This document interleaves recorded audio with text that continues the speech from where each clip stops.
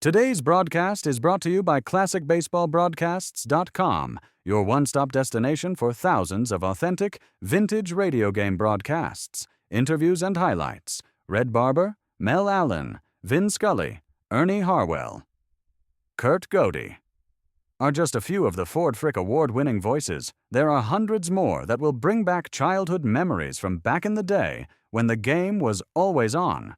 From the crack of the bat to the roar of the crowd, relive the moments that made Baseball America's favorite pastime. Get started for free and step back in time listening to baseball's greatest moments. Eddie Thomas won't take the start until he's on his toes, until the jockey is ready, and then he'll push that button, the bell will ring, and they'll be on their way. We don't have any starting barriers now, as you know. They go by this. Here they go! And they're on their way down this stretch. The break was good. Every horse got a chance just as they left there.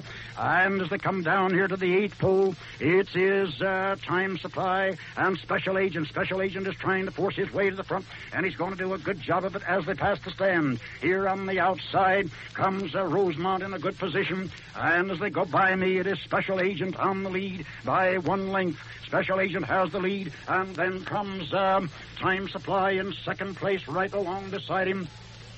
Going to the first turn is Special Agent by a length. Time Supply is second, and on the outside of him is Accolade. And Buckthorn is close up.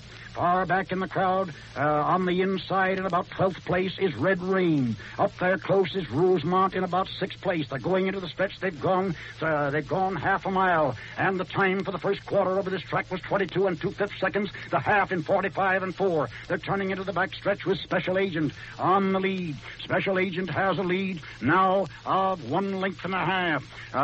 Right behind him comes Time Supply.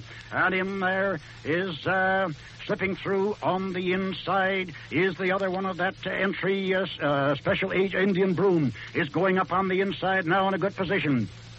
Around that far turn, it's still no change in the positions. Rosemont is having a hard time working his way through. He's now in 6th position, going around on the inside. He's saving ground, has got plenty left. If he's enough horse, he may get home. And on the outside, here comes the other one of Indian Broom, and Golden Eye is moving up from the rear. Here comes Accolade in second position, and Seabiscuit is now moving up and is challenging as they turn for home. It's Special Agent and Seabiscuit challenging head and head as they swing into the stretch, and they've only got a quarter of a mile to come. They step the first mile in 1:36 4/5, and that shows you what this pace is. He can't live at it. Seabiscuit has got the lead halfway down the stretch, but here comes one of the Baroni entry on the outside, challenging boldly, and the battle is on. Indian Broom is coming fast, and here comes Rosemont between horses, and Rosemont may take it all. It's going to be a photograph finish, and it's anybody's race right to the end. I think Rosemont got the money, and I think Rosemont was first. It was an eyebrow finish. And Seabiscuit was the second horse. Seabiscuit was second in one of the Taylor entry. I think Indian Broom was third. It was very close. That was an eyelash finish. Rosemont was closing strong, but Seabiscuit hung on gamely. The time of the race was 2 4/5, which makes the track almost identically like the track of 2 years ago. One of the most thrilling finishes I think I've ever seen in a horse race in my life, Clem. The crowd down here has gone completely mad. The photographers are outside the Charm Circle, which is a white circle here where the winner will come up in just a moment. Newsreel photographers are setting up on every hand. The horses are just coming back now, and everybody, depending on who was their favorite, was shouting Rosemont, Seabiscuit. One would call Rosemont, one Seabiscuit. There are half a dozen here who is just as sure that Rosemont won as Seabiscuit. They don't know what to think of it. One of the most beautiful driving finishes I think I've ever seen. Hold, Pollard. Here's the photograph finish. Hold it. All right. Hold it now. We'll get ready for it. Just a few seconds and we'll know the winner of this race. Got the race coming up. I think Rosemont won it, but that's only my guess from where I stand. The photograph will tell us the actual winner. The naked eye is not as good as the photograph. We'll have it in a second. They're looking at it down there. I know it was an eyelash finish. Either horse won by a whisker, and that's all. Just about a quarter of an inch. I can't see any more between them. I really shouldn't express an opinion on a finish that close. And they're still waiting. That shows you how what a difficult... There it is. Rosemont is the winner. Rosemont by a nose. All right, Clem. Seabiscuit is second. Clem. I'm just a minute, buddy, till I get it.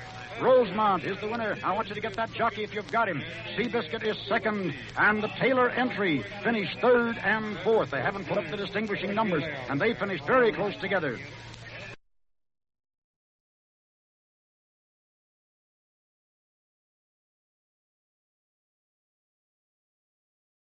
Today's broadcast is brought to you by ClassicBaseballBroadcasts.com, your one-stop destination for thousands of authentic, vintage radio game broadcasts, interviews and highlights. Red Barber, Mel Allen, Vin Scully, Ernie Harwell, Kurt Godey are just a few of the Ford Frick award-winning voices. There are hundreds more that will bring back childhood memories from back in the day when the game was always on.